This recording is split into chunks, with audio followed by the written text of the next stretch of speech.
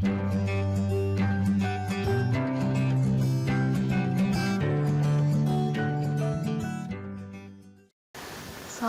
warahmatullahi wabarakatuh. Bertemu lagi dengan saya, Guru PPKN Dina Dewi Oktavia, dan sekarang saya akan membahas bahasan terakhir atau bahasan 6 di kelas 9, yaitu tentang bela negara dalam konteks Negara Kesatuan Republik Indonesia. Nah, di dalam bela negara ini salah satu kompetensi dasarnya yaitu 3.6 tentang memahami konteks kesejarahan Negara Kesatuan Republik Indonesia.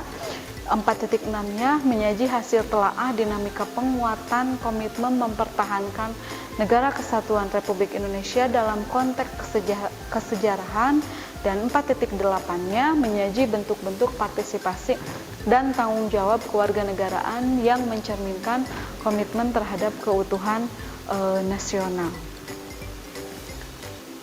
Yang pertama yang akan kita bahas adalah makna bela negara.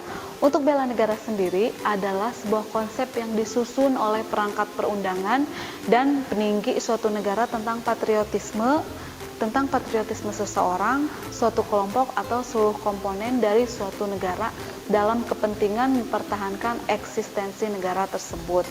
Nah, untuk bela negara itu sendiri adalah sikap dan perilaku warga negara yang dijiwai oleh kecintaannya kepada Negara Kesatuan Republik Indonesia yang berdasarkan Pancasila dan Undang-Undang Dasar 1945 dalam menjamin kelangsungan hidup bangsa dan negara yang seutuhnya.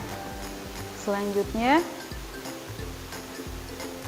ada landasan dari konsep bela negara. Jadi landasan dari konsep bela negara adalah adanya wajib militer.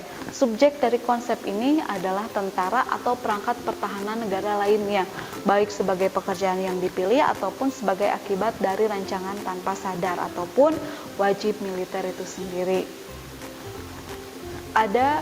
Selanjutnya ada unsur-unsur dari bela negara. Unsur-unsur dari bela negara itu sendiri yang pertama adalah cinta tanah air, yang kedua kesadaran berbangsa dan bernegara, yang ketiga yakin akan Pancasila sebagai ideologi negara, yang keempat rela berkorban untuk bangsa dan negara, yang kelima memiliki kemampuan awal bela negara. Selanjutnya tentang peraturan perundang-undangan yang mengatur tentang bela negara. Nah, untuk peraturan yang mengatur tentang bela negara itu sangat banyak sekali. Salah satunya adalah di TAP MPR nomor 6 tahun 1973 tentang konsep wawasan Nusantara dan juga keamanan nasional.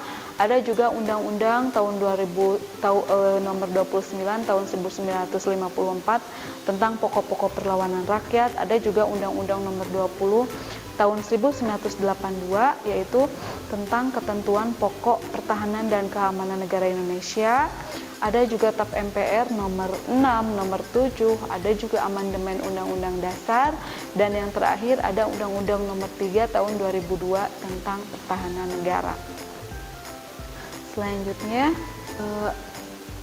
jadi bela negara itu menurut pasal 9 Undang-Undang nomor 3 tahun 2002, yaitu setiap warga negara itu berhak dan wajib ikut serta dalam upaya pembelaan negara yang diwujudkan dalam penyelenggaraan pemerintahan negara. Itu pasal 1-nya, ayat 1-nya, sedangkan ayat 2-nya yaitu keikutsertaan warga negara dalam upaya bela negara sebagaimana yang dimaksud di dalam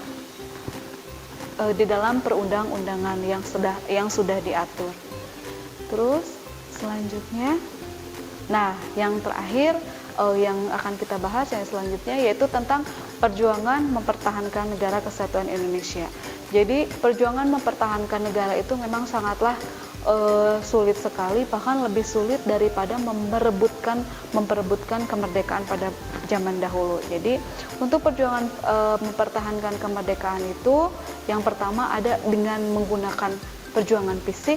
Yang pertama salah satunya adalah adanya insiden bendera pada waktu itu di Surabaya, terus ada pertempuran 5 hari di Semarang, ada juga pertempuran Surabaya pada tanggal 10 November 1945 yang sekarang dikenal dengan Hari Pahlawan Nasional, dan juga ada pertempuran Ambarawa dan lain sebagainya. Sedangkan perjuangan mempertahankan negara kesatuan Indonesia melalui jalur diplomasi, salah satunya adalah adanya perjanjian Linggarjati, adanya perjanjian Renville, ada perundingan Romroyen, dan juga ada konferensi meja bundar. Nah, untuk yang sekarang yang akan kita bahas yaitu tentang ancaman terhadap negara kesatuan Republik Indonesia.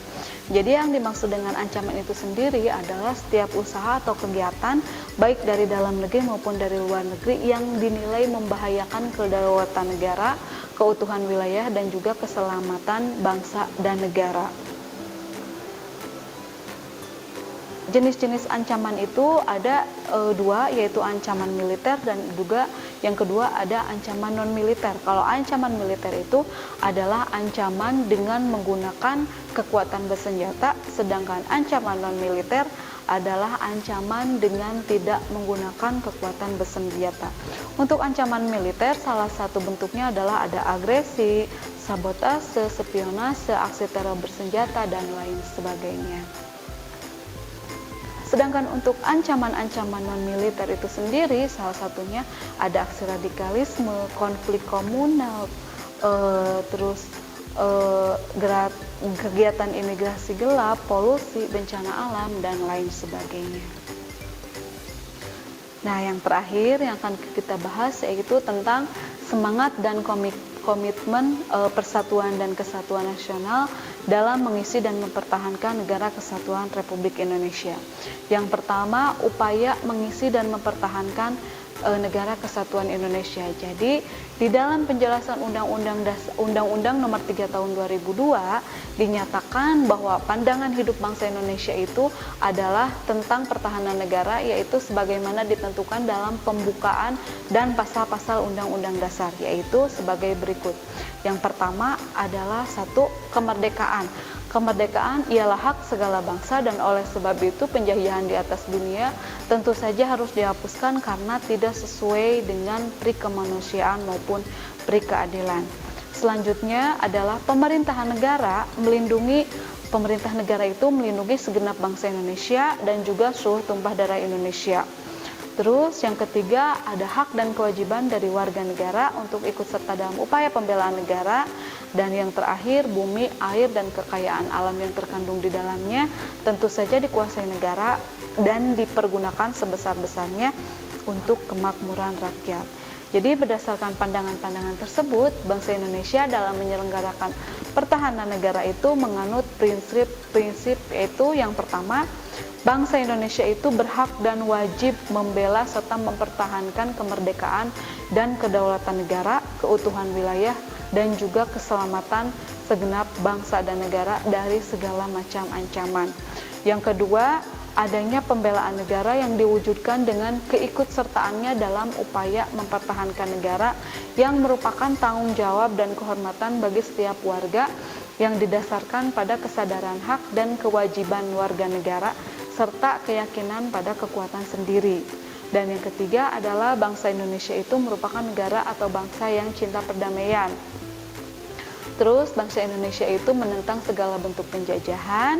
Untuk bentuk pertahanan negara itu, seluruh warga negara itu harus dengan menggunakan seluruh rakyat dan juga segenap sumber daya nasional, sarana dan prasarana nasional serta seluruh wilayah Indonesia.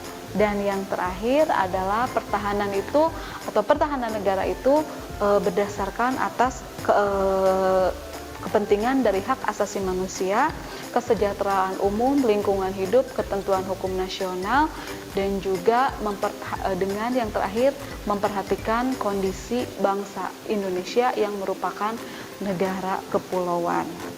Itu untuk materi dari bab 6. Untuk materi bab 6 saya cukupkan sekian. Assalamualaikum warahmatullahi wabarakatuh. Kunjungi sosial media lainnya seperti website kami di pkbmalfata.com, Facebook PKB Malfata Manunjaya, Instagram PKB Malfata Official, dan terima kasih telah klik video ini. Jangan lupa like, comment, share, dan subscribe untuk menunjukkan dukungan kamu terhadap channel ini. Enjoy the video, PKB Malfata.